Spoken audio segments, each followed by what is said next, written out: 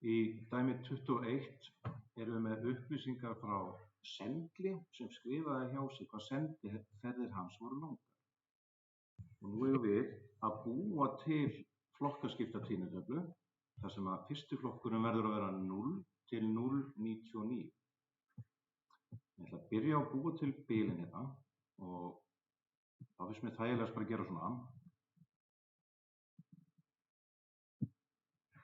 Og nú bara dró ég niður og Excel hefur svona giska á hvað ég vildi fá í reytina. Þetta er ekki alveg rétt. Þannig að ég ætla bara að breyta.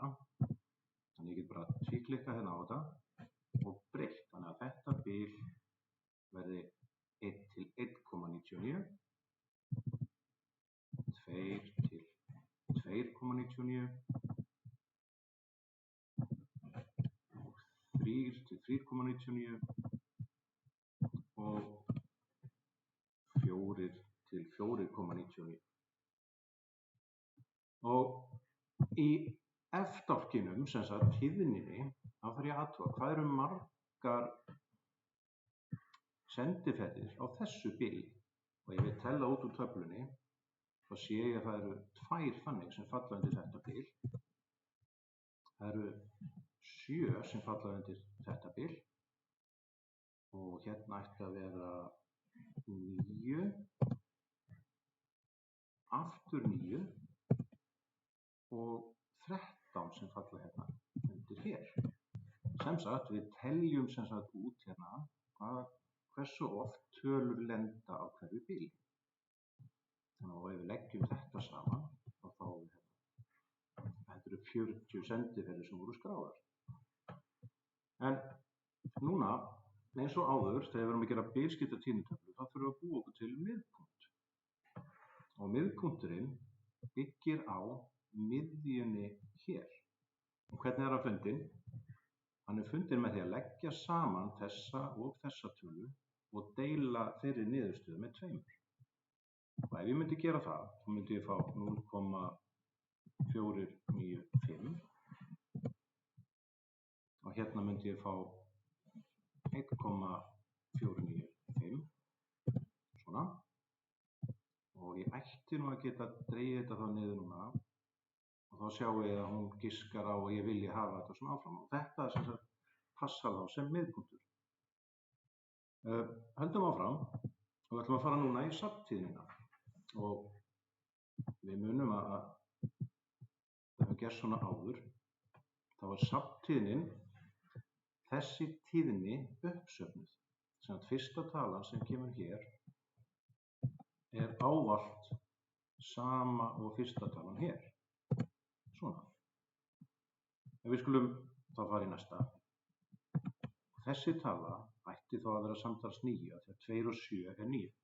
En til þess að fá þetta út hérna og geta svo dregið niður á eftir, þá skulum við velja þessa tölu og leggja hana við töluna sem við vorum að reikna út.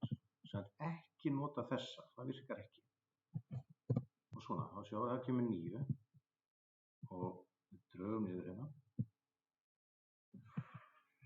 Og nú sjáum við síðasta safntalan, eða safntíðnitalan, hún er sama tala á þessi hér, þannig að ég er að gera rétt. Við skulum þá fara í hlutfallstíðnina, hún er hér.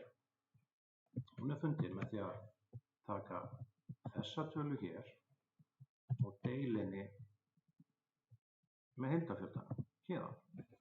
En áður en ég á enter, þá ætla ég að festa gildi af þessari tölu með því að setja dollaramerki hér, svona. Og af hverju ger ég það? Af því að ég vil að þessi tala sé alltaf notuð í útreikningnum hér og hér og hér. Það gerist ekki nema ég festi töluna svona. Þannig að gerum svona.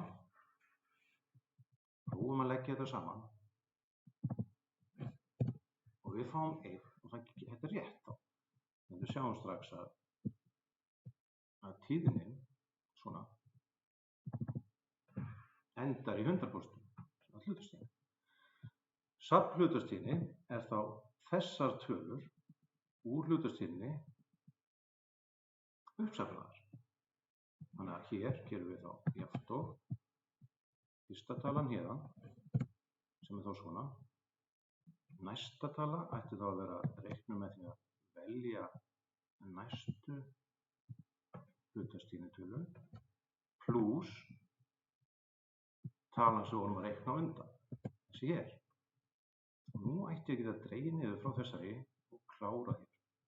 Og enda í 100%, þannig að þessi og þessi tala er svo sama, þá erum við nú að gera rétt. Ég ætla aðeins að leika mér með hérna þetta. Ég gera þetta aðeins snyrtilegra, en þá bara get ég valið svona og það er hér og sett svona borders á þetta. Aðeins fallegra svona.